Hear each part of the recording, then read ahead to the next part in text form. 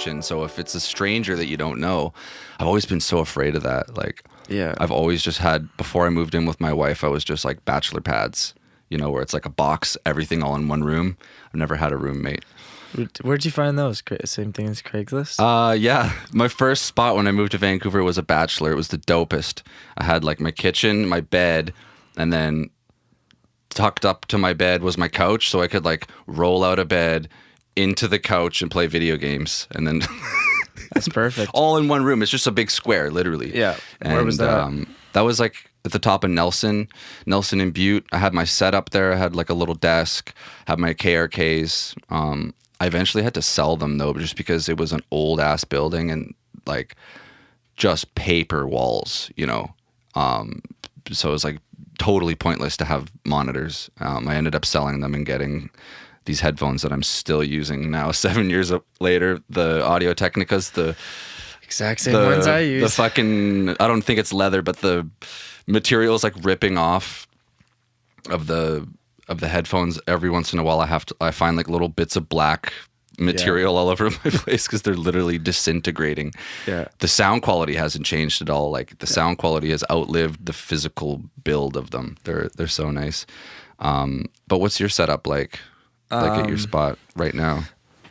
At my spot right now, I do use the Audio Technica M50s as well. I Nice. love them. Yeah. Shout I out. got the limited edition ones from 2013, the kind of like those orangey, brown, blue ones. Oh yeah, Those yeah. were my first Those pair, are nice. and I love them. Mm-hmm. They've same as me. I still use them to this day. Like that'd be 5 years, and same thing where it's starting to rub off on the ears, and then especially the headband too. 'Cause Oh, I use yeah, them to I use it. I literally use them for everything because it's like they're perfect for DJing. Yeah. They're perfect for just like producing because they're not like so flat that like. You know, it sound like I have like the monitoring one. I have my other pair of headphones are like the Sennheiser 650s, so they're just very flat and they're great for like mixing and stuff like that. But when you're trying to just like get inspired and make a beat really quick, you know, it's really flat that you don't really get excited from anything. So that's what They have just the right amount of color to them. Yeah. Yeah, and they're durable as hell. They have this cool like swivel thing on them too, so you can kind of hold it. That was you can do like the whole David DJing Guetta thing. look. Yeah. That's cool, man. The rest of my setup, I just have HS8s. Yeah. I used to have KRK5s, and then Literally exactly built what up- I have right now. Yeah, exactly the same. And then I got HS8s now. It was funny, I had the black ones, and then I was just on Facebook Marketplace, and I saw someone listing the white ones, and I'm like, I can literally sell the black ones for the same price. So I'm like, might as well have the cool white ones. Yeah, so, I have those, and then just as it's running into Focusrite 18i8 right now. Nothing too. I'm definitely wanting to get maybe some sort of Apollo. But it does me well right now because I'm not really doing much with vocals, and it's not really, you know, I'm trying not to blast it too loud. You're mostly. I mean, the Focusrite. That's like two. It's got two ins. And I'm using the 18i8, so it has 8 ins, 18 outs. Oh Jesus. Okay. Or is it reversed? No, it definitely. It has 8 ins, for sure. Yeah, I'm gonna go with that for right now. I'm not confident. I wish we had like but our own Jamie who could Google it for us, but we don't. Dope, and that works for you. Yeah, right? no, it works does the right. job, It works right now, just because most of the time, if I'm gonna do a lot of recording or anything like that, I would go to the studio and stuff like that because it makes more sense to use that equipment. And those are the two things that I need soon are just a different mic and a different pre. So I would just get probably like an Apollo Twin, and then for mic, I was honestly just considering getting the Slate one because then you can emulate and it's cool, and all the I have all the plugins now. So that's why it'll be like a perfect little. But obviously don't want to I'm gonna wait especially if I'm using the studio a lot more now. Yeah. So how's that been going? You've been working with Crescent. Are you allowed to talk about that? Is that top secret at this point, or no? We did a big announcement yesterday. They did a big announcement of like one of the first songs that we have done. It's with me, Crescent, and Boslin. Right. And it's because my sound is generally more electronic and more the that type of vibe. Yeah. And this was kind of, they wanted to work together on something a little bit more hip hop, so we kind of worked on that, and that's one of I think we have 4 songs. Okay, wow. I think we're gonna try to do it as an EP, and they're just gonna do it more of as like a Crescent X Boslin, and then I'll just get produced. Like I'll just put producing and I did everything else. Yeah. I literally did the recording, mixing, and all engineering, mastering, and producing. I literally did everything. Yeah. So yeah, I'll do it, but I gotta figure out if I'm gonna fully associate it with the Kelland brand, just because I don't want to. I want to be able to be unique and deviate a little bit. And, I want, if someone be like, oh, who'd produce that beat? And they're like, oh, Kelland did. It's like, oh, dope, whatever. Yeah. But I don't know how hard I want to drive in that direction. I don't know. Outside of your regular genre that you're working in. Yeah, that's the dilemma I've been dealing with the past little bit, because I haven't had to step out of that realm yet. Like everything I've done so far has been like, I have a track, I find a vocalist, I get them to feature, and there's nothing to worry about. But now it's more just like, okay, now I'm stepping into a different field of more like the hip hop scene, which is awesome, because now I'm able to build more connections through this way. Yeah. But now I just got to be careful. Like, what am I gonna do with the Kelland brand? You don't want the people that have gotten to know you to stop following you because they think you're a hip hop guy now. Well, yeah, and I don't want if someone was to search up my name, I don't want them to be like, first couple songs and they feel like that's not my sound anymore. I don't know, but I was listening to your stuff all day. Red Rain, I really liked. Why Don't You Love Me Anymore with these female vocalists. I wanted to talk to you a little bit about some of those, like. Some of those drops, those really hard drops, it reminded me of dubstep a little bit when I was in London, and I lived in London in 2011, and I went to school there, and that was like a really popular sound, that like drop and then like the multiple bass hit, repeated sound. But you've blended that in like with just the right amount. And then you've also got the tempo and the vibe there where you can throw a rapper on it, but you can also have a singer on it. So you've got like a really good collection of like genres working in your favor. Well, yeah, I appreciate that. That's kind of, because that's what I've kind of that's what I want to achieve, and that's why like I want to step in the hip hop realms and stuff like that, is because the types of music I love are like pop, R&B, hip hop, and electronic. So to be able to kind of fuse them together as much as possible, then that's ideal, and that's what I'd like to do. And that's where the greatest when people kind of step out of their comfort zone, and I don't know. So I'm just kind of trying to, I guess, when I create something, I definitely am not just heading in one direction. I'm open to trying new sounds and trying new styles. Yeah. But then at the same time, staying true to your brand at the end of the day, right? And the people that follow you. Mm-hmm. Yeah, definitely. Are you using Ableton, you said, to produce most of your stuff? I am using Ableton for all of production, and then typically Pro Tools for vocal stuff, just because I learned that way with using vocal processing and all the just recording vocals through Pro Tools, just because I find it so much easier, and that's just how I learned how to do it with at Nimbus and yeah, and then 'cause I just find it's kind of hard in Ableton, to be honest, to do vocals. I know I have buddies who do it, Yeah. and that's the way that they like to do it. Sure.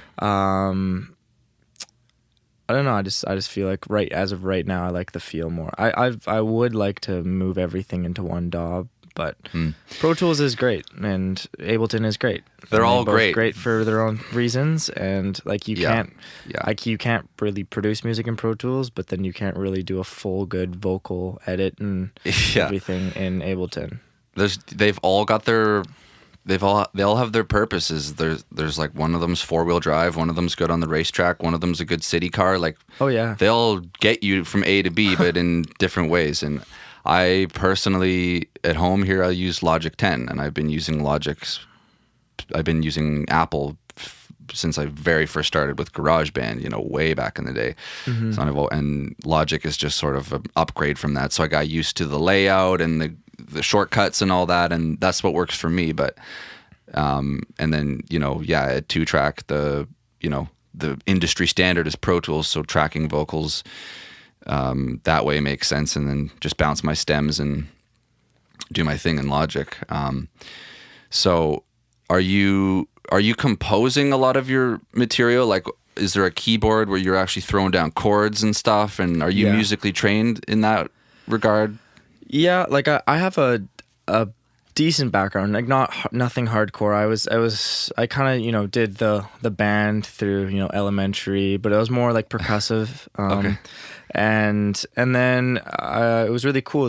My high school had a electronic music program. No way. And so from grade 10 to grade 12, I was in the program, and it was taught by a classically trained musician, which was unique.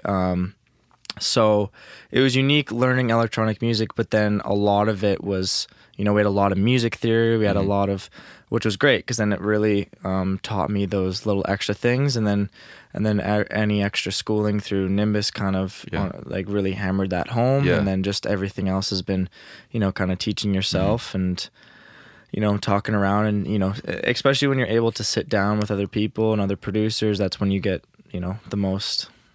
That's where I've gotten the most amount of knowledge. Totally. Me too, man. Yeah, I mean, school gets you so far, but there's something to be said for picking someone else's brain, learning tips and tricks. God, like YouTube. God, the amount of times I've YouTube something to like refresh myself on how do I I want to make a reverse reverb.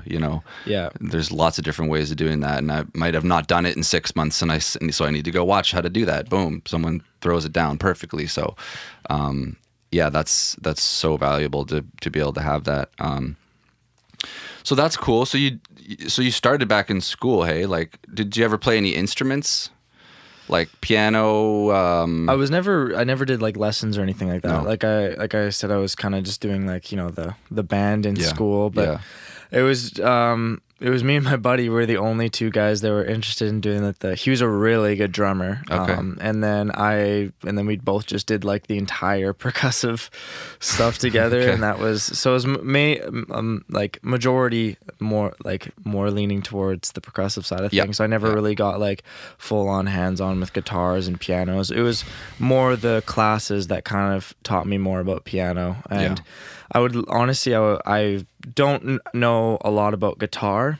Yeah. And that would be definitely something I'd be interested in picking up now, because I know a lot of producers who stem from guitar. Like a lot of buddies and other large producers that they started on guitar, and it's a different way of approaching, I think, production, and they can come up with some really unique and cool melodies and chords and stem through that way. And also it's just such a it's really cool how much when you add guitar to an electronic music track, it gives it a human touch, and also has a really cool texture to it when people can add it right, so I definitely am wanting to. I have a guitar, I just need to you got to practice YouTube lessons. You're not going to wake up like being Jimi Hendrix tomorrow morning. You got to put the hours in. But no, you're right, man. Being able to have, using MIDI keyboards and drum machines is one thing, but having a nice electric and just boom, DI into your interface and like throw down some like chords with put shitloads of reverb on it. And, and then that's human. It's got like a groove to it. It's got like a vibe to it, right? Like the stuff you can do with it with all the VSTs, you can make it. You don't even need to make it sound like a guitar. It's just like it's crazy. Another the biggest thing I use is definitely the Ableton Push. I'm not familiar with that. It's Ableton's beat pad. It's made by Akai, and it's on their second generation right now. That's the one that I have, and it's 8x8 pad, beat pad, all pressure sensitive. It's like if you know Launchpad or like an MPC, but just like more. Like it's built for Ableton, so it's fully integrated. Yeah. So everything come up on the screen. Like if you start messing with your EQs, all of a sudden this like the digital screen at the top shows the EQ. It's the coolest thing because it shows the EQ at the top, and you can like mess with it. They're trying to make it so you don't even need to look at your computer a lot of the time, but and just like the way that they have it laid out too is it's really easy to come up with really nice chord progressions and really nice melodies because like you can keep everything into one scale, and then like different finger positions are different chords. Oh wow. And that moves up semitones through either just like it just the way that they have it laid out, it goes like over the first 8, then it's like or it can go up in a different way. So that's why if you do like your fingers in special positions, it kind of has inversions of chords and chords, and it's made so that way it come up with ideas really easily, and then it's just a beat pad, so you can make drums and all in one. Honestly, like a producer's assistant kind of like there. That's why I love it. It's just like it's such a great tool, and it's when I'm out of ideas for little things at chords, that just really drives it home. Definitely. And it's just it's a great tool. That's my my tool that I use all the time. Oh, good. Just for Push. Ableton Push. The Ableton Push. It's a great controller. And especially especially if you don't have the music theory, because you can set it to so that it stays in a scale. So if you choose your scale, C minor, then every note will be in the C minor scale. Oh wow. And so any note that you deviate away from, you can't go wrong. You can't go wrong. Almost. So you're always going to be in scale. Yeah. And you can also do your weird wonky scales and like switch them to those, and and it's just, and then like I said, it lays it out so that way like you can put like your fingers in like a triangle position, and that's like just a basic chord, and then you just move one finger up and there's your ninth, and there's like it's really really cool the way that it works. And so that's why if you don't have a lot of music theory, you can just memorize your kind of finger positions and listen to what sounds good for chord progressions and melodies. And keep the training wheels on, man. And because a lot of beat makers that are throwing stuff on YouTube, I bet don't have music theory. The beats are fire, but it's learning scales and knowing how to what key works with what, and what like that's an art and a science, right? And that takes years of lessons with any instrument. But it's really cool now that like there's so much music coming out, beats every day with dudes just get some very basic gear and they can put together beats that are used by like big rappers, and it's like that's incredible, right? Yeah. And that's definitely one of the reasons that people get turned off too, is because they're like, oh, I don't know all this theory and blah, blah, so I'd rather just drag and drop a sample. Yeah. But it's cool if you can, and that theory can carry over because you can drag and drop a sample, but if you're like, if you know that if you break it up and bring this down a couple, like bring this down an octave and a couple semitones and blah, blah, if you know how the theory works, then you can actually just manipulate things so much further rather than just like drag and dropping a sample in and being like, okay, hopefully this works. It takes away the trial and error a little bit. Yeah, so you can manipulate it to work. If like a sample's cool, but it doesn't necessarily work with the beat you're working with right now, knowing that music theory can take just essentially make you form the sample to work with your song rather than you try to work to the sample. Right. Yeah. Are you versed at all in actually sampling songs where you find a cool hook from a record in the 50s and you want to chop that out and throw that down? Like, do you work that way, or have you ever produced that way, where you might recycle something from something else, like the old school way? I know how. I have never really done that. If I do sample anything, it's usually like just little snippets of something. Like if I'm listening to a song and I'm like, damn, that kick hits hard, and I just I'm just kind of and there's a part in the song where it's just the kick, or it's just a snare or a horn. You can get one clean sample, get one little steal. Clean and steal it and chop it up, and then manipulate it into your own way, where it's not even like it's not even the same thing anymore, but it's kind of stems from it. Then that's a really cool. Yeah. I've done that. Yeah. That's kind of the stuff if I'm going to do more sampling. Yeah. Or like vocal stuff too. Like if I find like a really cool like a vocal chop, like, or vocal, melody, like, and then I'm able to chop that up and make it into something completely different. Yeah, a lot of my friends tell me that a lot of my music has a lot of vocal chops, and they're like, oh yeah, as soon as they hear vocal chop, they're like, oh, it must be a Kelland song. But very heavily processed, because we were talking about this at the studio a couple weeks ago, where you will like pitch shift something very drastically with like a formant tool or something like that to turn it into something really different.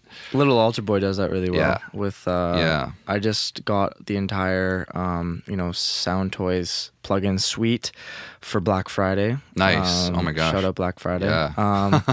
And that was an awesome sale, and now I have everything. And the big ones I use are Little Altar Boy, just for everything for pitching. Like I said, like if you know what you're doing with music theory, and you can take a sample, and Little Altar Boy does it really nicely. It does the pitching really well, where you can, sorry. What I did with my vocal, what I was telling you about, was I literally just sung dry. Yeah. And then I pitched it up 12, and then the formant's down 6. So there's technically like an 18 variant between the two. That's a big gap, from the original dry sound. It like pitches it up, but then the formants are kind of dragged down to like, so it kind of creates that house vocal feel, where it's like, it's not like fully like so deep that you can't understand it. It's like somehow, I don't know. It's like it's got two going at once. It's got the dry and the wet at the same time. So it makes it feel like there's two layers to it. where it's not just like this mumbling thing. Completely manipulated into like a monster voice that's really deep, for example. Yeah, and that's like just a house vocal would be like a classic deep house vocal, where it's just like a guy going like 1 2 1 like that. That's kind of what it gives you that feel too. And Little Altar Boy does that really well. That's cool. With the pitching and stuff. Ableton has its own pitching stuff and their own like algorithms, I'm sure, which are dope, but Little Altar Boy has a cool sound to it, and it has a drive knob on it too, which is really cool. So it adds a little like saturation almost, or a little dirt, so that way it can if you want to, it's great for if you run a vocal through it, and then you give it a little drive, and all of a sudden it's like a little, instead of going it's like like it's just really something that'll help cut through the mix a little bit. It adds that little little crispiness, texture, sometimes, or it can destroy it. So if you go too far, but the whole suite is awesome, and like I'm tempted to get more of those Sound Toys plugins. I currently mostly use the little micro shift and the little plate reverb. I use that a lot on like my delays. I'll send my delays to a bus, and then right after the delay, I'll throw the little micro, or not the little micro shift, the little plate reverb, and push it up to like 8, so you get like a big space. So as your delay's echoing out, it's actually getting more and more reverb. So it's just creating this incredible space as it's disappearing. Yeah. And yeah, there's something to be said too about the look of, I know obviously it's about the sound, but those plugins look great. They have really user-friendly interfaces and they're simple, and yeah, very cool stuff. Well, fun fact: if you're a student or a teacher or enrolled in anything, like you can get a double whammy with the discounts, because you get the Black Friday 50% off. Okay. But then if you say you're a student, like, and you're enrolled, then you can take off another 50%. So it's pretty much like 75% off. Oh my God, just Like giving them away. The whole suite. Yeah. And Wow. it's just a one-time purchase, and it's. Oh wow. Yeah, that's what I did with when I, luckily before I graduated, so it was perfect that, you know, I felt like I felt like I got them for such a steal. Like, Yeah. it was crazy. It's like $2,500 worth of plugins, and you get them for just like 100 some or $200, you know. Yeah. So it's Damn. yeah, and you get this whole suite for the rest, and yeah. Yeah, you have a lot of new colors now in your palette. Yeah. With all of those, so I have too many plugins now. Yeah, that's my thing. Is I accumulate so much stuff. Like, school had made, you know, get a lot of plugins, like the whole complete thing, and you know, all the audio effects for vocals like Melodyne and Autotune and all that stuff. So I have so much of that, and then I really like collecting things, I think. So when I like have one plugin, I'm like, ooh, I've heard about this one called Silent and Serum, and I want those. And then you get those, and then you barely use them, and then because you find that one that you always works, and then you use it. And oh yeah, I definitely have like 5 probably that are on all my mixes. Yeah, and then you see one commercial or you see one video where a guy, you know, I watch Pensato's Place quite a bit, and he has that section Into the Layer, and he's always introducing new plugins all the time, and I'm like, oh, I gotta get that. Yeah. But then eventually it just becomes crazy. It's like people who collect sneakers. Like, there's only 7 days in the week. You don't need 150 pairs of sneakers. You know. Yeah. Shout out to my dad, who has 150 pairs of sneakers, which I'm slowly, by the way, coming close. I've now have in Vancouver alone 23 pairs of shoes. Oh my God. And that's not even what's at my parents' house. My parents, there's at least another 15 to 20 pairs out there. It's mental. And I blame my dad, because I grew up watching him do it, so now it's rubbing off on me, and yeah. That's all yours whenever you want it. Oh, thank you. Yeah, I have parents can rub off on us, hey, in some ways, but at least you're conscious of it. That's the good thing. Yeah, I'm just like, screw it. I have a shoe addiction a little bit, and I like it. Shoe addiction. I like it. I have a DVD collection a little bit here. Oh yeah. I had to hide them, and they're all over the place. They're slowly like closing in on the room. So yeah, I know what it's like, you know, like to collect things. That was me too, always as a kid, just collecting everything. Yeah. I had a pin phase. I had like a hockey card phase. Oh yeah, those. A lot of people have the card phase. So you also have quite a bit of experience like with the live thing too. Like, you're not just the in studio guy. You were in the States recently, right? You were in Vegas and you did a little bit of tell me a little bit more about that.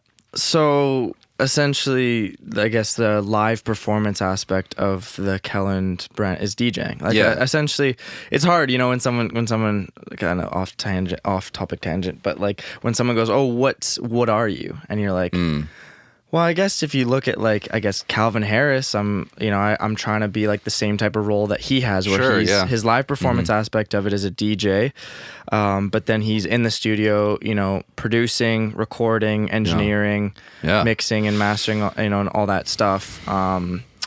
So it's hard to say, like, I guess I'm an artist. And it was funny because everyone always was just like, oh, you're in DJ school, right? And I'm like, no, not really. Oh, yeah. Yeah, and cringe. But yeah, so essentially the live performance aspect. I was just fortunate that the Vegas show that I just did, it was in Mandalay Bay.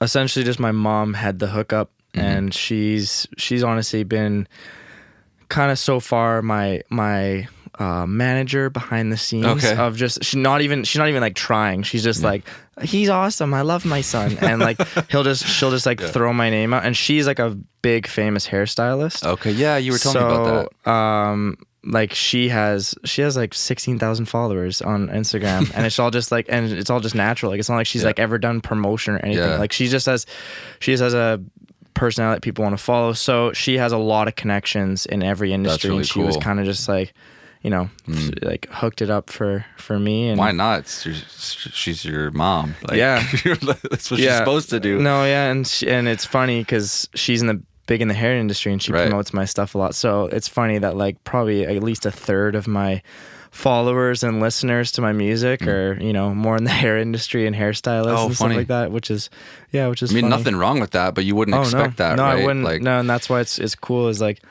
I got to hit a little different market, you know, and wouldn't necessarily hit otherwise. And 3 of my 4 parents are hairdressers, but but yeah, so that I got to go out to Vegas, and that was awesome. DJed in front of like, I don't know, like 10,000 people, and it was just really cool to do that, and then also like kind of take on like the live sound stuff, and but yeah, like I and also the whole Boson thing that's coming up now is essentially low key gonna becoming his DJ for some of his shows and stuff like that. Oh, great. So, you know, if he goes on tour, then I'll hopefully be his tour DJ type of deal. Yeah. And then if I go on tour, we kind of made a little pact where I was like, whoever goes on tour first, we'll bring the other dude. How about that? And we're like, yeah, sounds good. He's gonna blow up, and he already is big, but he's gonna do really well. He's got a really good, unique voice, and that's why I want to continue working with him. And like I was saying before, like I think I'm gonna have like the mainstream Kelland stuff, but I definitely would love to keep like doing more production for. That was always my big goal, is like have my own brand, doing my own things and building that, but then also, you know, being the producer for other acts and and different, you know, like a person again, like Calvin Harris or Diplo would be a great, like, kind of like Diplo is kind of like always, since I was a little kid, he's always been like kind of my idol, just because he does so much. Like he's the everything man, the guy in the suit, the guy behind the Pro Tools, the guy, you know, on the phone, Well, and like how many, like that's what I mean is he has so many projects. He has like, you know, the Diplo aspect of it, which now he's made different groups like LSD with Sia and Labyrinth, and so like he's, you know, doing more like poppy stuff. Yeah. And then everything he stemmed back from was like hip hop, and then he did like the Major Lazer stuff, which is more like, you know, he really loved Jamaican music, so he kind of fused that with electronic, and then like he's literally just stemmed and done so much, and that's what I'd like to do is, and now he does what's it called? That group they just won a Grammy. Him and Mark Ronson, and for their song is it Silk City or yeah, one of the two. But essentially, he like I don't know where I was going with that, but we're just talking about Diplo. And sorry, the reason I was smiling so hard before is because when you came in today, I asked you if Diplo was on the phone, not knowing at all that you were a fan of his. Well, it's funny because Drew Lou, one of the guys from Drew Lou, he calls me like because he thinks that I look like a knockoff young Diplo. Okay. So he always just refers, like whenever we're messaging, he goes and he just always ends the conversation like, "Thanks, Diplo." Yeah. And he thinks I also look like his the actor that played him in the show. what's his James Vander something. Oh, okay. Yeah, but What was anyways. that? Was that a documentary or was It was or a Vice show. It was a Vice show, and it was what I think it was called "What Would Diplo Do?" or oh, cool. and it was Dylan Francis was in it. Yeah. Because he's actually really funny. He's a full-on actor, but he wasn't playing himself. He was playing. It was kind of like maybe a bit of a mockumentary in a way, and like it was. I guess it was a mockumentary where it was just like trying to portray Diplo as like he's doing all the stuff, and then like he's got an idiot friend, and then like a random guy plays Skrillex and comes in. They're like making a song. Oh, so it's like a big skit. Yeah, it's kinda. a big skit. It's like. Yeah, it's supposed to be. Yeah, it's a mockumentary because it's supposed to be like, oh, this is Diplo's career. They're doing the satire of themselves a little bit. Yeah, but that's cool that they don't have to take themselves that seriously. That they're not afraid of that. I remember I watched the entire series. I can't remember where I was flying, but it was like a long 6-hour flight, and I just watched because they're only like I think they're only like 20-minute episodes, so I just watched however many episodes there was, and just binge that. And binged it on the airplane, Air Canada. Yeah. So nice.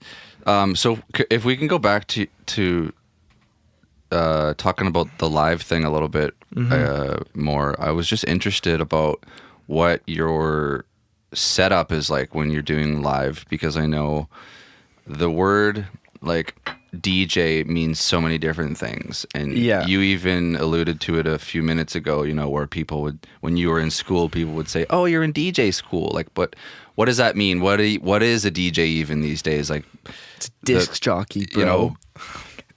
It used to be, the 2 turntables and the, just flipping the samples and finding the right groove and repeating it, and it was a thing with 2 hands where there was a performance to it, right? Mm-hmm. And nowadays you've got people that have no business doing it at all. Celebrities that have no musical background, like oh yeah, that's fun. That do shows, and like, how is that person a DJ, quote unquote, nowadays? Are they just pressing play and then waving their hands in the air, like so? Tell me about like the Kelland experience. Like, what is your live game and your live setup like? I just steal a set offline and press. No, I'm kidding. No. Yeah, I definitely agree that a lot of people, they just see that, they think it's easy because technically no one needs to see what you're doing. Yes. And that's what a lot of people do. They just literally just click play and stand there and wave their hands. Or pretend to like twist some knobs and they're filtering some shit, but it's not actually happening. Like, because a lot of people just have like pre-made sets, or someone made them a set. And for me, I just, I play everything live, and I'm not amazing at scratching, but I and I don't like to wear it out too, because obviously there's those DJs that literally like every transition it's and you're like, okay, buddy, like I get it. So I really just like creating. Essentially my setup is.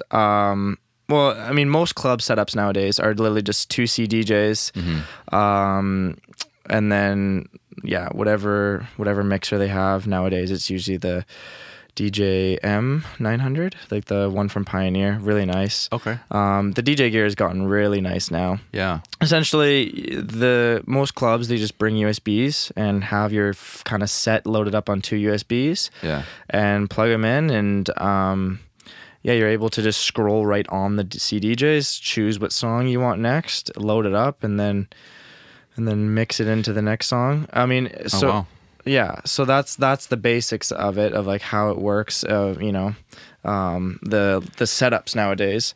So sorry, these places are actually providing the gear, like these. Yes. So you don't have to bring your own. No, large tables. Large clubs will have, and festivals will have their own gear. Oh, no way. Set up. Like they'll just have, and it's pretty standard, like the same type of gear over all.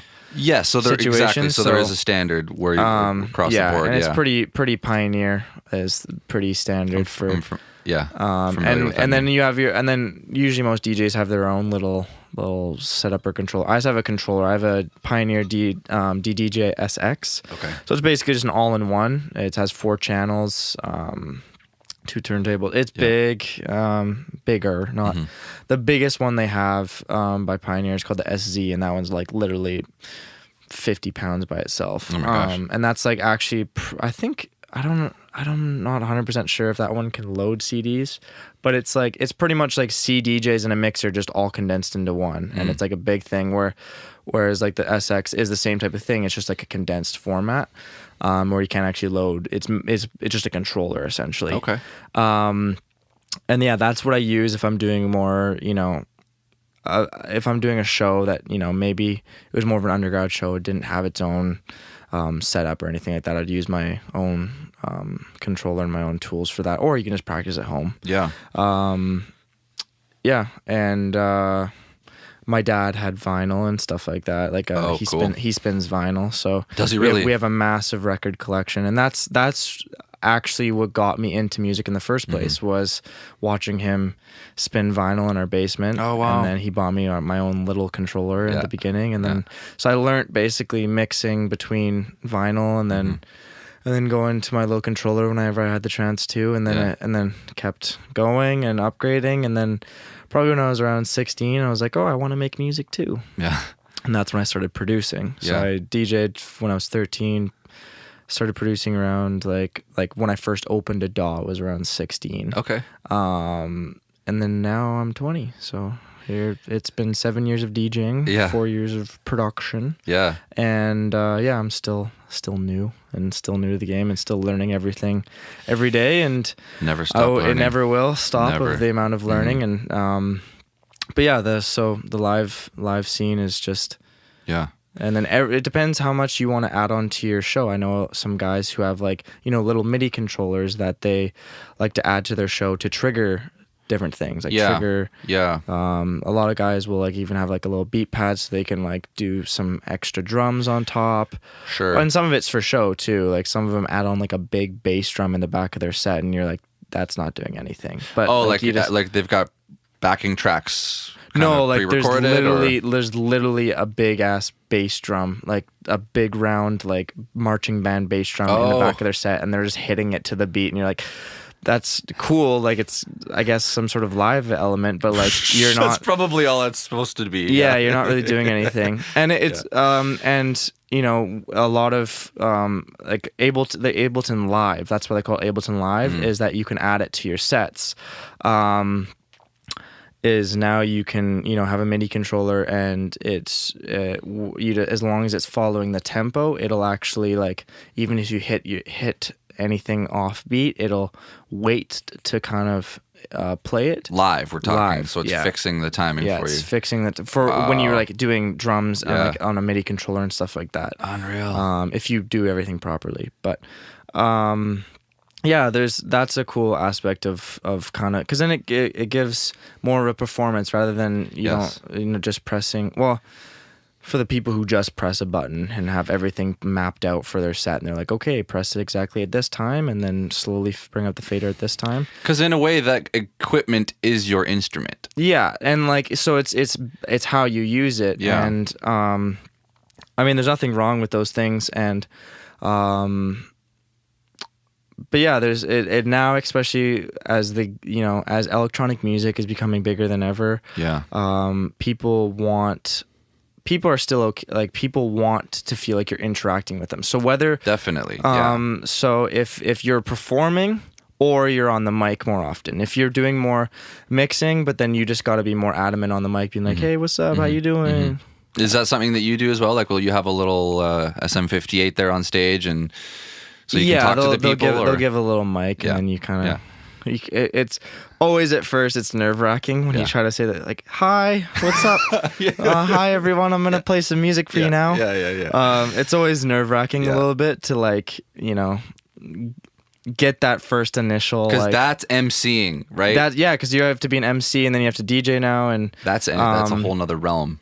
Yeah, it's the vocal presence on the mic as well. Yeah, that's a big thing is because especially hyping up the crowd. You don't want to be that guy who's like, yeah, and just like shouting over every drop and blah blah. Flav over your whole set. Oh yeah, but there definitely is a need, because like if you're dead silent the entire set, don't even say like hi, like this is who I am, then people, it just loses that contact. It's just, people want to hear your voice. They want to know there's a person behind all of that, and and some sort of connection, right? And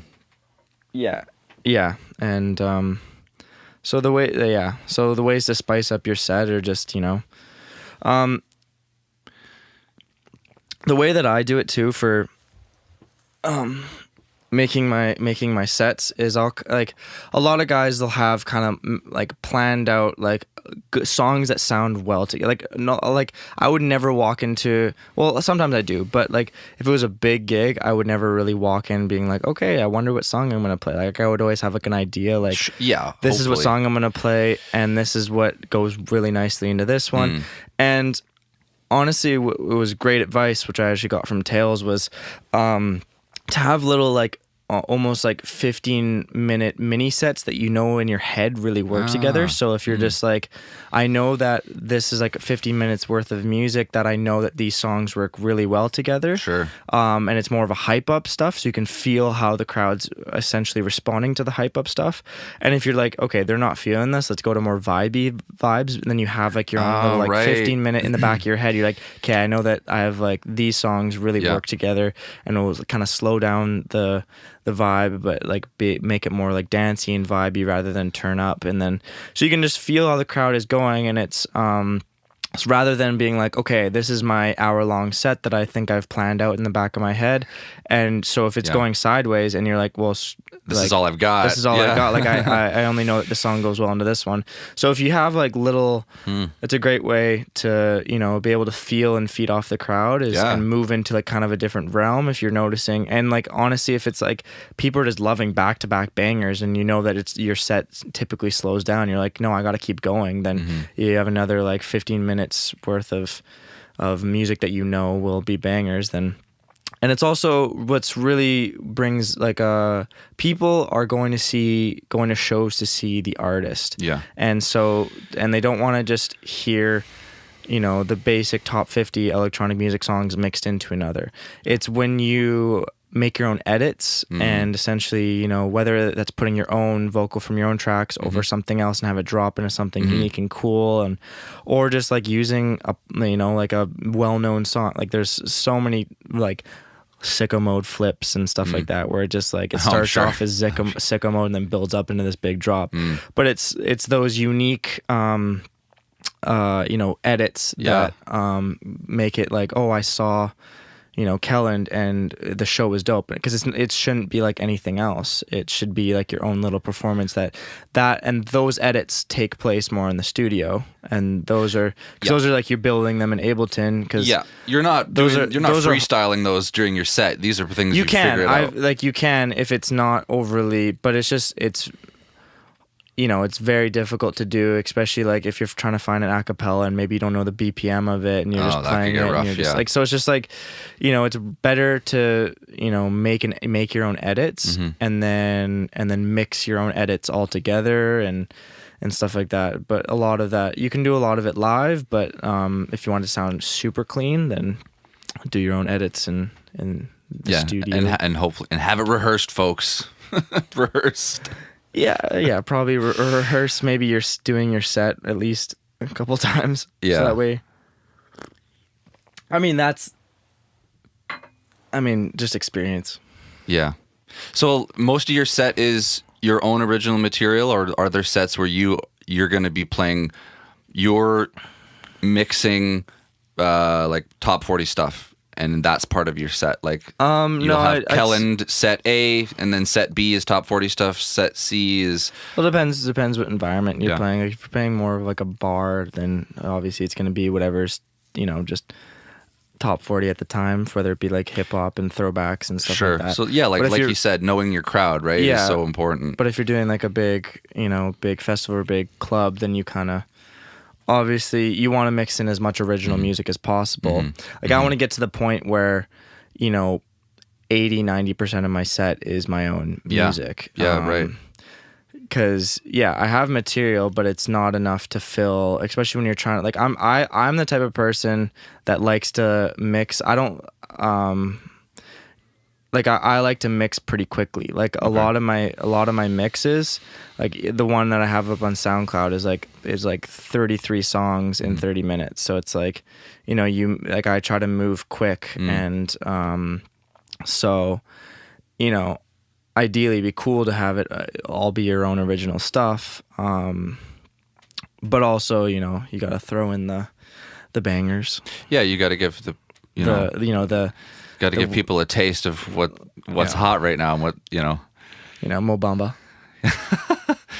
What do you think it is about like the top guys in this genre that makes them so successful? Like I don't know much about this genre, so that's why I'm glad that you're here tonight and that we can have this conversation. I can ask you, I could go on for a day about what I think makes the top MCs of all time. But for me, like guys like, you know, I definitely can appreciate Calvin Harris's music, guys like that, but I don't understand it. I don't know what it takes. I don't know what he's doing behind the scenes. Like, what, to you as a fan of this and someone who's working in the genre, like what is it that makes these top guys, like why are they producing so many hits that are resonating with so many people?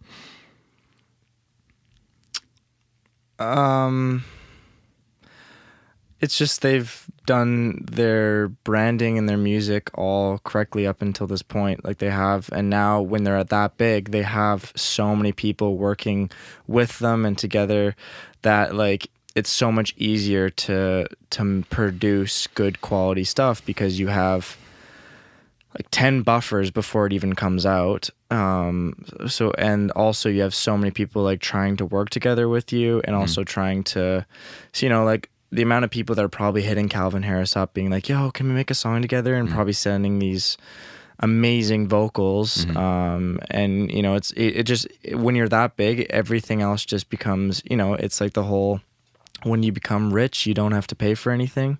You know, it's like everything comes free, right? When you get it's rich, just like, it's just like everything, when you're that big, everything comes a lot easier, but also it's a lot easier to, like, you know, you gotta be very careful when you're at that part of your career to like what you're releasing, because you have so many more eyes on you, and you have to follow this brand, and you have to follow, like, you can't just go left field and be like, yo, here's a drum and bass track, and they're like, yo, what the hell? I've never heard you make a drum and bass track. Okay.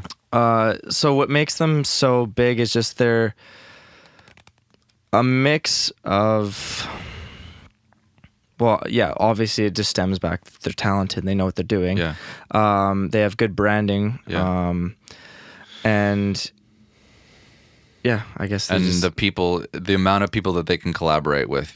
Collaborate with, and just like help them through, like their manager hooks them up with this person, and you know, then they can have this studio available, they can go here and they can produce this, and you know, it just makes everything a lot, I guess, easier. I don't know if that makes sense, but there's teams behind these once you get to that top level, you know. But it makes me wonder about, like, before, you know, obviously someone like Drake is going to have like all these people around him constantly advising, you know, people.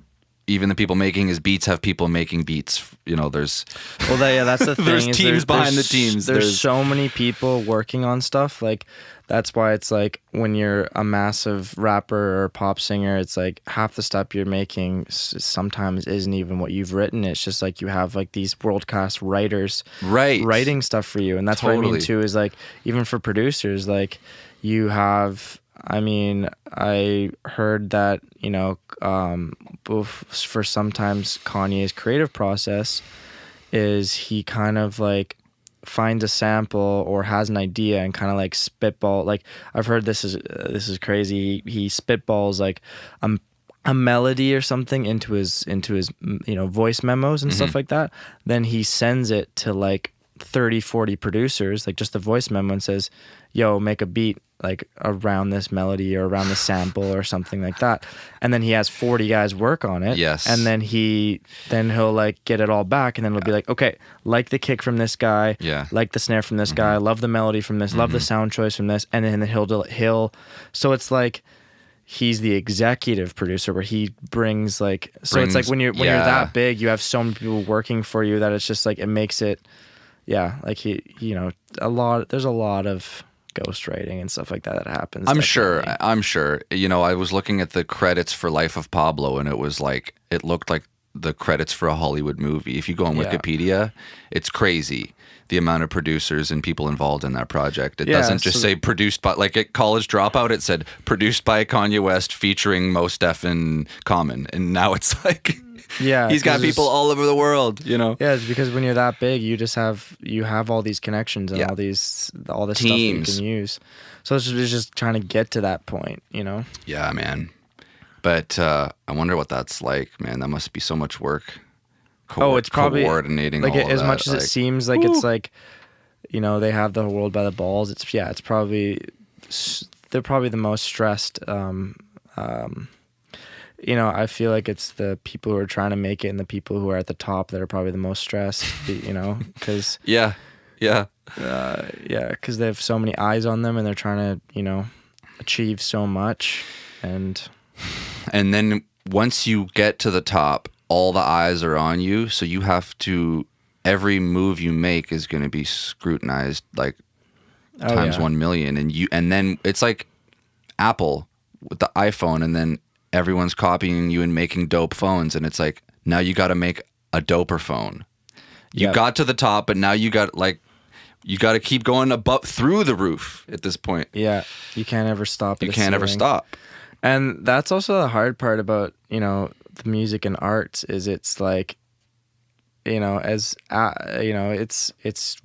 your brain's birth child of like it's your art, it's your creative instinct, and so it's a lot harder when someone's like people don't think to be like that's their art and that's something that they probably are passionate about and like what they loved, and so it's so easy and so funny just to how much people are they'll turn on a song for 10 seconds and be like, oh yo, this is trash, like this is absolute trash, and then you don't realize that maybe that song just literally took 15 minutes took 15 minutes to make. Could have taken literally a year or longer to like produce and stuff like that. So like literally for you to turn on for 10 seconds and be like, yo, this is trash, and just dismiss it like that, and dismiss that was someone's creative process, and it took them now that like there's probably how much money and how much like time and effort and blah blah. Like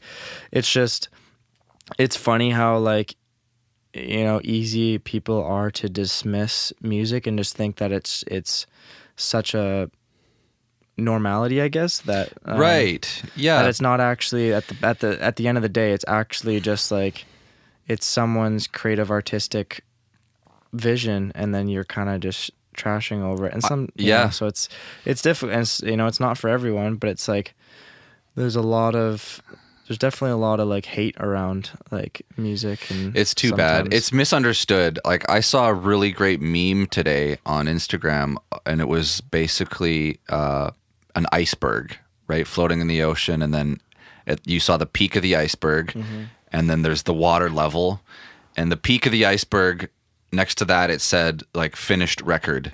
And then the 90% of the iceberg that was under the ocean was like broken up into these sections, like sleepless nights, hard work, dedication, obsessing over a snare sound for 7 hours, like all of this stuff that people that have never made a song or been in a studio, you just don't understand. And it's, no, you don't. And it's not. I'm not trying to be like, I'm not trying to sound crude or anything, but it's just like you just don't understand what it took to make that. If you're not creative and you're not a producer, like like you said, this is someone's heart and soul, and this is their passion, and this is maybe took them a year, and it's like you only see the finished product on Apple Music. You don't see how much that person put into it, right? I mean, even my family who like has been through all this with me, like they still don't understand what I do, and like they have no idea. Yeah, man. They have no idea what goes into, when I tell them, like when I just send them, like when I sent them the most recent songs with Crescent and Boslin, they're like, "Oh, this is so dope!" Like, and they don't, and then I'm like, yo, and then I actually like produce it and mix it, and they're like, oh, you did all that? Like, and then they take a step back and they don't realize like how much actually is done when for a song, and not just like, oh, poof, comes out of midair, and like, like that's what a lot of people think. They're just like, oh, yo, like, it just comes out of nowhere, and like the band shows up and there's one microphone, and then the band performs, and then you have a record. Like, that's what a lot of people think. Yeah, and it's much more. It's a business now. It's it's always been a business, but I mean, like, it's much more of, So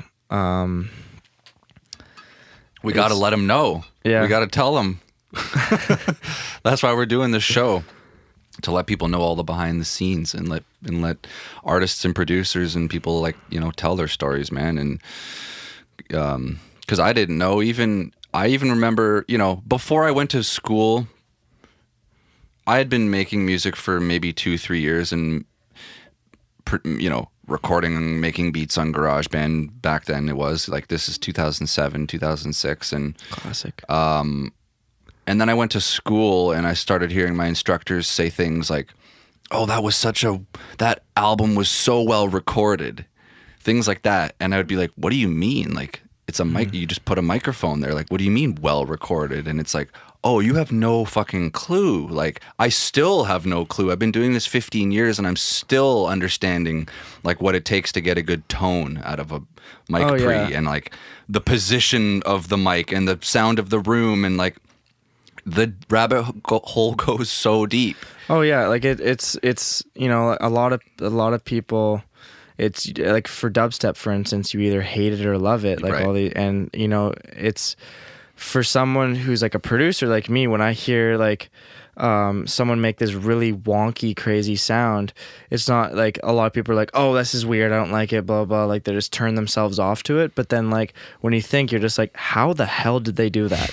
You gotta like, you think about that, you're just like, everyone just it's like everyone sees the building, but they don't understand like what went into it, and what's actually inside the building, and what's like what took to make the building. And like, so it's it's on that, like, that aspect, I feel like I can't listen to music normally anymore. I feel like everything I look so deeply into now. Yes, I'm just like, that's a cool snare, or I would have chosen a different snare for that part. Oh, and God, like, man. Just little things like that. Like, there's times when I just wish that you kind of had the consumer's ear, especially when you're trying to listen to your own stuff. You're like, does someone gonna like this? Like, I know I like it, but like, is this actually like cool, or am I just like, was I just in my studio for 8 hours and I'm tripping out? You're just hearing every little detail and all the ingredients as separate pieces, as opposed to like, this is a song, right? Oh yeah, and like there's so much music nowadays. Like, I listen to it, I'm like, that's horribly mixed. Yeah. But it's just like, you play for someone, they're like, oh, this is fire. Yeah.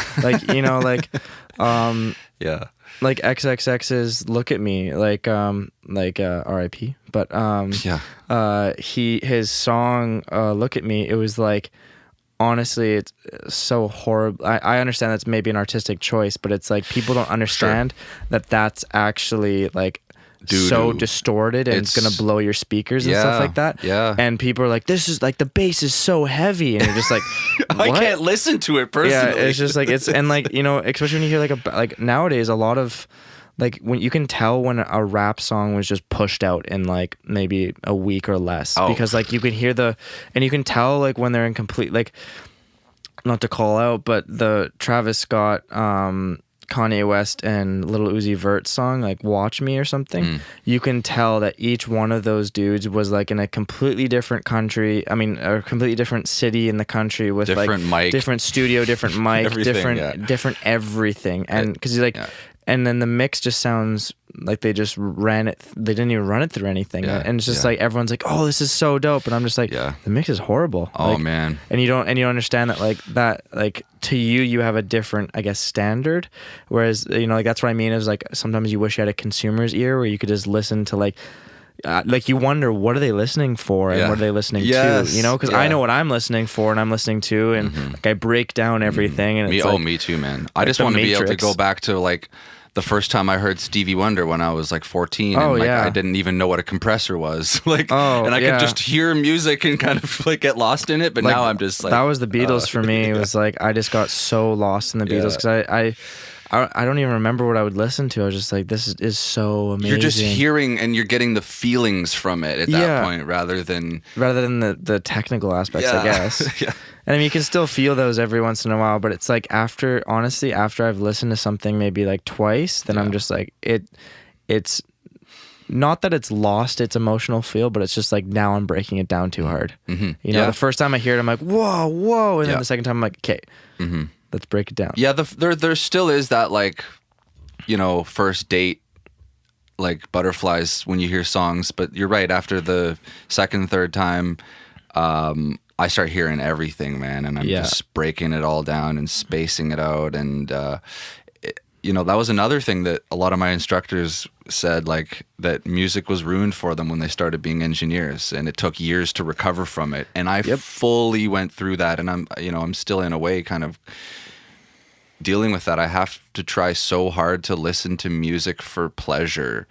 That's part of the reason that I've gotten so into listening to podcasts. They're educational and they're fun, but it's just like music for pleasure for me is such a difficult thing. It's just like my brain goes so into like another realm when I hear it, and I get so distracted when I'm working my day job. When I'm not at the studio, I work a day job, and we're allowed to have music playing in the back, and we have a HomePod, one of the Apple HomePods, and there's like, you know, always those Apple playlists coming on, and I'll hear a new song that I haven't heard or something recent, and I'm supposed to be doing a task like writing stuff down, keeping an inventory count, and some new record comes on and my brain is just like, fuck, like I can hear like the reverb in that snare and like, what that vocal delay, oh my God. And it just like, my brain just goes into another world, and I'm like, fuck, I gotta snap out of it.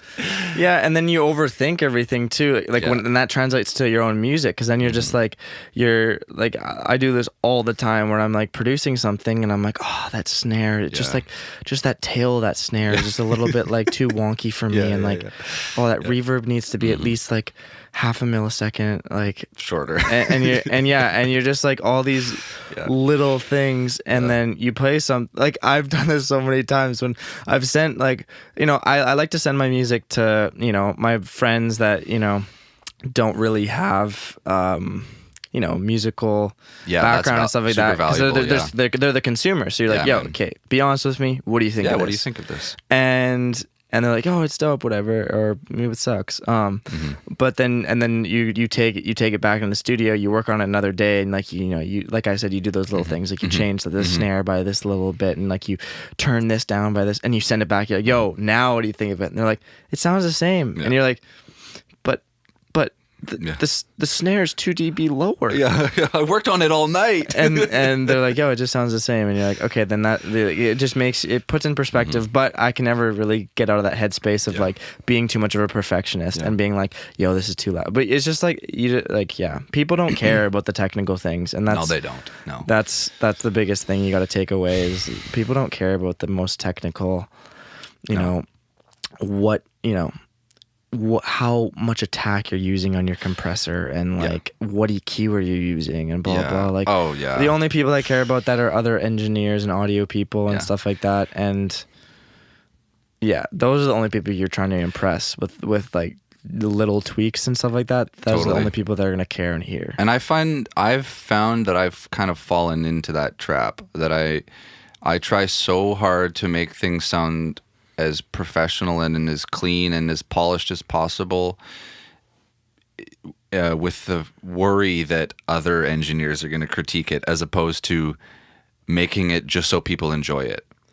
And I'm always afraid of like, oh, what are my peers going to think of this, as opposed to, you know, is my mom going to play this on replay, and, you know, is someone on the SkyTrain going to dig this? Some random stranger, or is the average person going to dig this? And that really should be what it's about, I think. 100%. Like, everything is so plain technically. Like, all the biggest hits and all the biggest pop and all that stuff is like is so plain. Like, just very basic, down to the bone, and there's nothing really crazy about it. But like, and then yeah, because I agree, I do the exact same thing where I'm like thinking about my peers, because like for reasons of like, you know, if I'm going to be trying to work with another producer, I'm going to be trying to like send it out to a label, those are the people that have those ears that are going to be like critiquing it hardcore. So that's why like when I'm making something, I'm like, okay, it's good, but like, is it good enough for like these guys? And I fall into that trap all the time where I'm just like, you know, it could be something that people really enjoy, you know, consumer wise. But then I take it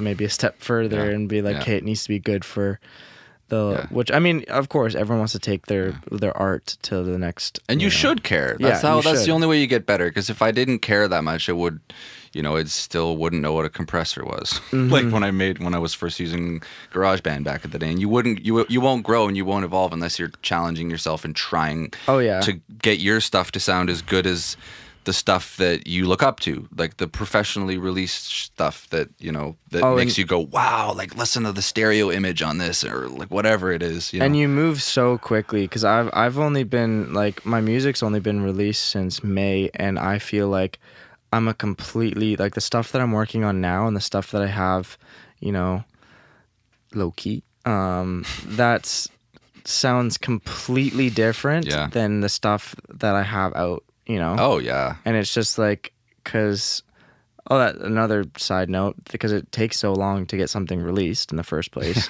So it's like, even though, like, you could have made something like 4 months ago, but it might be taking that long to get through, you know, trying to get through, like, if you're trying to get a singer on it, then you're doing back and forth, and then you're working with their management, and then all of a sudden you're working with a label, and then, like, you know, like, I've known guys who it's just like, oh yeah, I've got have you heard he's got a new song? And then it's like, nah, it's not actually a new song to me. Like, I know that this guy's been working on it for 8 months. Like, it's been done for 6. Yeah. But like the amount of time that's been spent like working, trying to get it out through other people. Yeah. Dealing with all the legal parts of it, or if you have samples that need to be cleared, or and the more people involved, the longer of a process is going to be, right? Yeah, that's the part that I'm getting to now, is like where it's like, it's where business is becoming more heavily involved in everything. So it's like, you're having so much fun making it, and all of a sudden you get to like this roadblock where you're like, all right,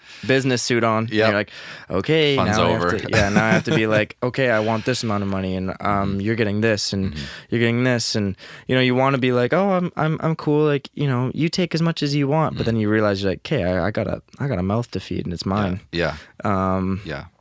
And yeah, so there's a lot of, you know, I'm definitely now, you know, it's so half of it's business, and the other half of it's music, but the other 50% of it is like business. And that's why, you know, there's so many amazing producers out there and so many amazing artists. But if they don't have the other 50%, they don't have like some sort of brand or something they can follow. If like they don't post anything, there's no, you know, they just don't, like, social media is such a great tool, but if like they don't know how to use it, they don't know how to business, they don't know how to market themselves, they don't know how to do anything, then no one's going to hear their music. Yeah. Like, they might be the most amazing, you know, up and coming guy, but if no one can hear it and there's no way, then it's all business. And like, and also working with the right people too, like, if, you know, it's all business. And that's the whole scene of it now, is working with and negotiating. Oh God. I said this last week, right? If you could be making a masterpiece, but if you're just in your bedroom and you're not sharing it, and it's not getting to the right people, like, don't even bother, you know? And one of the hardest realizations, things I had to face, you know, early on in my career, luckily, was realizing that for the most part, it felt like the people that were getting the most attention weren't usually the most talented. They were just the people that put the most work into getting the most attention. Do you understand what I'm saying? Like, that's completely it. There's so many artists that are just like, you're not that great, but like, they fucking hustle. You have a great marketing plan. You have a great marketing plan. You have a lot of people, like, you have a brand that people can get behind, where it's like, you got, you know, that's why, like, there's so many rappers who just like have this image, and they have to portray this image. They can't ever, like, I've seen so many interviews where it's like, you can't ever turn that image off when you have, like, when you make it your persona, like, you have to be flexing everything. Like, I can't remember who it was, but someone was just like, you know, I wish that I could just have, you know, a normal car, but I have to go buy this Lamborghini. Like, and as you know, as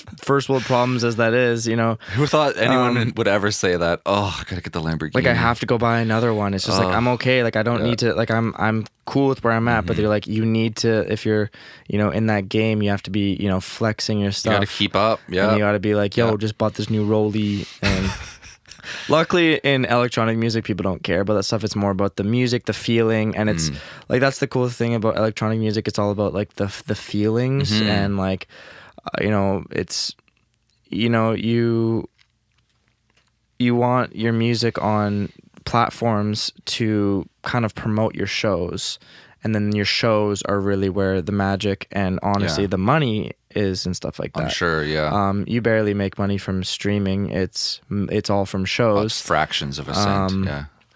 And so that's your promotion. Yeah. Social media and your actual music out release, that's your promotion for your live shows, where that's where, you know, that's where the emotional connection is supposed to happen. You know, like all the, you know, you really like an artist, but then once you see them live, it's like you have this weird connection to them. Like yes. I you know, like even someone like Travis Scott, I've always just really loved his music, but then I finally saw his Astroworld tour that came through here a couple weeks ago, and that just like gave me a whole new like appreciation for him as his artistry, and just like, it's something else when you see something live and get to experience it like that. It's really cool, and that's why I love DJing and like performing and doing everything like that. It's such a cool feeling to have. Like, it's crazy that like there's people standing in front of you wanting to listen to your music and like being kind of crazy over you. Like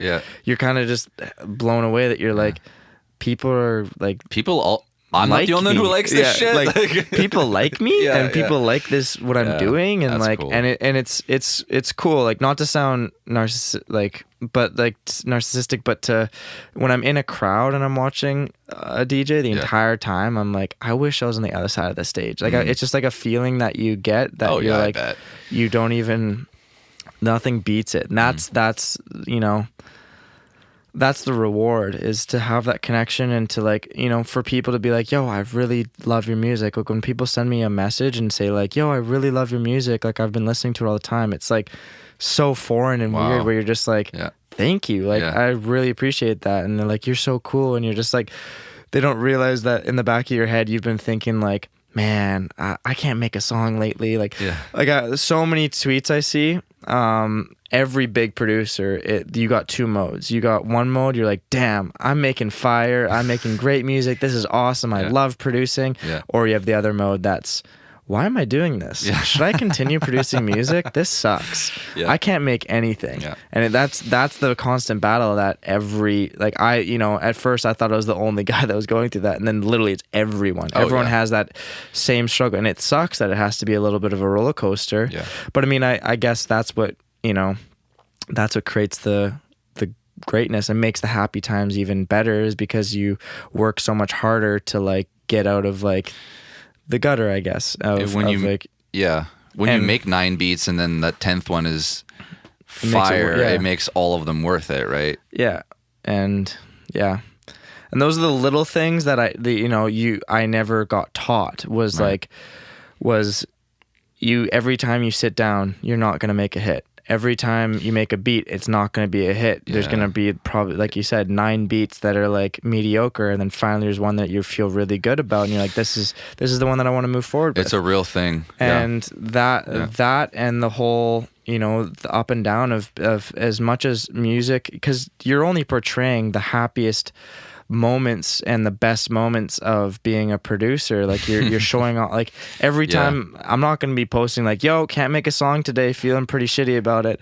Like, you know, like people be like, damn, okay, what's up with him? You know, you're going to post like, just made a dope track finally, like this is so awesome, and you know, now I'm performing here and doing this big show and blah blah. So it's funny whenever I tell my friends, I'm like, yeah, I just feel like I can't really make a song right now. Like, I have writer's block. They're like, what do you mean? Like, you're like doing really well. Aren't you releasing a song like next week? And aren't you doing a show? And I'm like, yeah, but like right now I'm not. Yeah. And so right now I'm feeling pretty crappy about it. Yeah, like And your album is your Instagram feed at the end. It's like all of the edited stuff. It's just the highlights. But yeah, and that's everything in life Yeah, now. It's yeah. like no one ever sees the adversity to, and I mean when you're able to share that, that's the coolest part, and Yeah. that's what makes everything human. When someone's like, and both as a consumer and as a fellow producer. When I hear another producer, whether just like I was considering not doing it, but then I did this and I just said F it and went that's the stories that people actually connect with and like, yeah, you know what, I feel that. Whereas, when someone's just like, yo, I'm dope, I've never been not dope, and I continue to make dope shit, and yeah, and I never had a bad moment in my career. I've consistently made dope stuff, and dope people talk to me, and you're just like, Yeah. cool. Like as cool as that is, it's just Yeah. like you can't connect with that because that's not human. There's nothing exactly. And social media is not human. Like you don't get to see a lot of. So when you see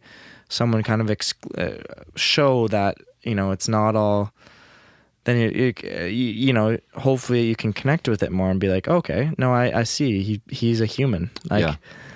no one's perfect, and there's a lot of more trial and error with just everything. Oh, there's so much. Yeah. So I wanted to talk to you a little bit about like plugins. We talked about that at the beginning, but particularly around mixing. Like I'm just gonna throw out some, like, not rapid fire, but I'm gonna throw some things at you, and then I want to hear your answer back. So reverb, like not Space, analog, but sound. Okay.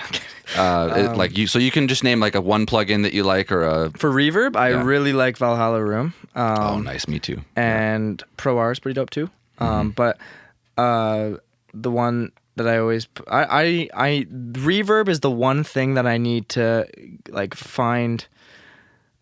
I think I just got to diversify more. I've been very consistent, and I think I just need to work with more different like I say Valhalla Room is awesome. It creates like a great ambient sound, if that's what you're going for, and all the Valhalla stuff is amazing.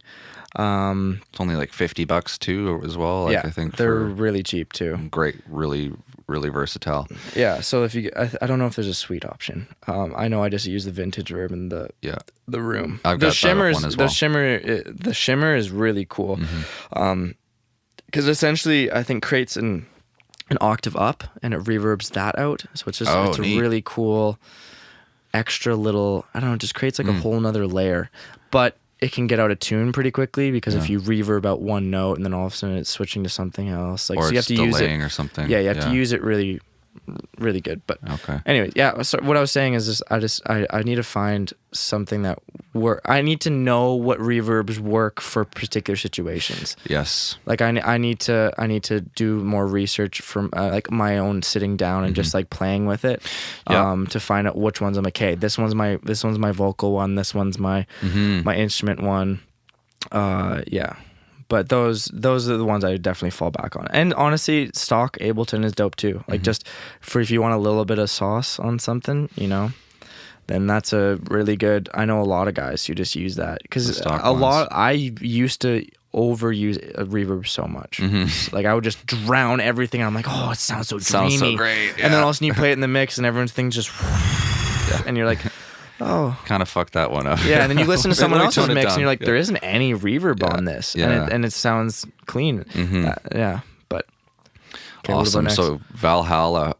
What about limiter? Like limiter, definitely. I've been using like my chain always, like on my master, always runs through maximizer, like the Ozone 8 maximizer. Okay. I haven't used that one. That one's a dope one. I really like the two limiters. I would only use are the maximizer and then Pro L. Those are the two ones I usually use. I do really like the Ozone stuff, so that's why I usually run it through maximizer at the very end. Because there's just a lot of customization with it. You can emulate different limiters and stuff like that. and I just learned how to use that one the best. That's my favorite as of right this second. And do you have? There's like a debate about where you should set your output. You know, I saw a video recently where a guy was. It didn't make sense, but he was setting it at minus 0.5 and going on and on about why you should set it at minus 0.5. Some limiters will default to like the Waves one defaults to minus 0.2, but I was taught minus 0.1. So do you have a preference, or does it not matter to you? Or you set your ceiling at? Yeah, I don't have a big preference. A lot of the time I'll see I've seen a lot of producers do the 0.1. Yeah. And just because you're trying to get it as loud as possible. And like, that was the biggest thing that I learned with electronic music. You're trying to push everything. Like, you know, when in rock music, you're trying to leave like headroom. You're trying to give like minus 6 dB and just, you know, leave a lot of room for everything. But like, for instance, a lot of the time I'll try to like, my kick will be like the centerpiece of everything. Yeah. And I go until the kick is like clipping a little bit on its own channel, because then it's hitting really, really hard. Because in electronic music, you're trying to push the boundaries of like everything. You're trying to make everything just So you know, you're just trying to go above and beyond with everything. And like, that's why everything's cranked, and obviously within reason. You're not trying to distort everything, but like, you're trying to push everything, and that's why you get those big, big sounds, and you're like, whoa, this is so crazy. And then like, you find out that it's literally just like a saw wave, but it's because there's like, they're pushing it so hard with all these plugins that that's where it gets this massive, crazy big sound from. When I use reference tracks for mastering, I'll usually try and get a few different things from different genres, and most of the time the dance stuff is like by far the loudest. You know, I try and go for like minus 9 for my RMS, but the dance stuff is like, it's gone as high as like minus 6 on some of this, and that's like really loud, like pushing it, right?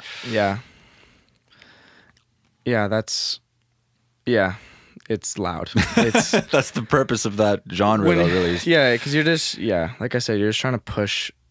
That's the best part about electronic music, is there's not a certain way to do something. That's what makes it cool. Is like, you know, with rock music, you want your drums to sound like this, you want it to be this level, you want your guitars to be this level. Like, there's a lots. That's what I like when I'm doing that type of stuff. There's like a certain basic formula of how you want to slowly move forward with things. You're not, but like with electronic music, you're generating your own sounds and from scratch, and you're making everything yourself. So it's like, there's no right or wrong. You're just trying to, like, if you want your sound to sound like wee, like, you can literally distort the crap out of it, and like, there's no right or wrong, and that's the cool freedom of it. Yes. So like, if you're trying to, like, it's, you know, it's the loudness wars now. Everything looks like a sausage on SoundCloud. But, you know, that's what creates the biggest That's what the sounds. kids want. Yeah. That's what sounds good off of the earbuds and laptop speakers. Let's just do one more. Do you have a favorite EQ that you're using these days? Pro Q too. Yeah, for the win. Me too. All day. Or I'll just use the stock Ableton one sometimes too. It's a dope. Does that one have a graphic analyzer as well, like the Pro Q does? Where you can see your frequencies in real time. Yeah. Yes, it does. I'm just trying to think what. It's small, but like, it does the trick for just little moves. Yeah. And then again, with electronic music, you're not trying to do like these little tiny notches out of things. Like, you know, like with rock music, you're trying to find like these little frequencies that sound, you know, blah, blah, blah. And with a vocal and stuff like that, you're literally digging in and like trying to find these little things. But with like electronic music, you might just like like lower something by 5 dB and have like the Q be like this massive U in one part, and then boost like 8K by like 6 dB, and like, because that's what I mean is nothing nothing goes against anything in electronic music when you're generating your own sounds. You're not trying to like, so that's what, you know, if you want a quick, low CPU, like just like doing something quick, then I use my EQ8 from Ableton. Yeah. But if I'm trying to really get in there and do some extra features and stuff like that and really notch, and then I definitely am using Pro Q, because that's a really, really nice. Really good. Really nice. Yeah, shout out to all the FabFilter stuff. P.S. They're not a sponsor yet, but I love them. Yeah, everything I've used from them so far has been great. Like, and they look gorgeous. Isotope and FabFilter so far have been like my favorite, like big, like suite guys, where they have like a big suite of stuff. Yes. And you get the discount the more you buy as well, right? Yeah, and also when you take advantage if you're a student as much as you can, because you get 50% off everything. That's crazy. So it's like, and then hopefully you can do the whole like Black Friday plus student thing, where you pretty much get 75% off. Take notes. That's crazy. Take notes, kids. But the ones that don't have discounts, you know, complete. But those are worth it in their own ways too. Oh yeah, fuck yeah, cool, man. So do you want to do any shout outs? Let the people know, are you going to be performing anywhere soon? Anything that we should know about? Well, the next little show is March 7th. It will be in Victoria. Oh, right on. Woo. We're going to be going with Boslin. We're doing it's a 4-year anniversary of kind of this collective out in Victoria. Okay. And so I'll be DJing there and performing with him now. It'll be like our little first show together. Do you know what venue? Yeah, I think it's called Lucky. Oh yeah, I've performed there many times. Lucky's really fun. Yeah, yeah. So it'll be a cool little show, and then I'm working on, that's the next like show right away, and then I'm working on a ton of music with a bunch of guys right now. Yeah. Like definitely. Right now, I'm definitely just I'm gonna try to build up as much of a portfolio as I can right now, and then just use it to just kind of not rapid fire release, but just like, here's one, then like right away, here's one ready for it. Consistency, and then, like, Yes. So it's not like, because I just have a lot of stuff that I'm working on right now, and I want to get it perfect, and then which, you know, I know the feeling. But yeah, so just hopefully I don't have any like, I'm doing an official remix for a guy named Ruben Young, and that'll be coming out within the next 3 weeks. Okay. Not a release date confirmed yet, but it's out by mid-March. And then just more stuff that isn't confirmed for release dates yet, but we have some stuff coming out. Okay, fantastic. And if people want to check you out, you're available on Apple Music. It's just Kelland, right? Yeah, Kelland on both Apple Music and Spotify and SoundCloud and Instagram. Everything is under Kelland Music for for social media. For social media and stuff like that, and website kellandmusic.com, which has literally links to everything. So like that's Instagram and my website are like the two best places to go to kind of find everything, because it's like kind of a portal to everything else. Yeah, great. Yeah, that'll direct people in the right to the right area. Yeah. Kelland. There you go. Cool, man. Well, thank you so much for doing this. This has been a lot of fun. Yeah. And thanks everyone for tuning in, and we will see you soon. Happy mixing.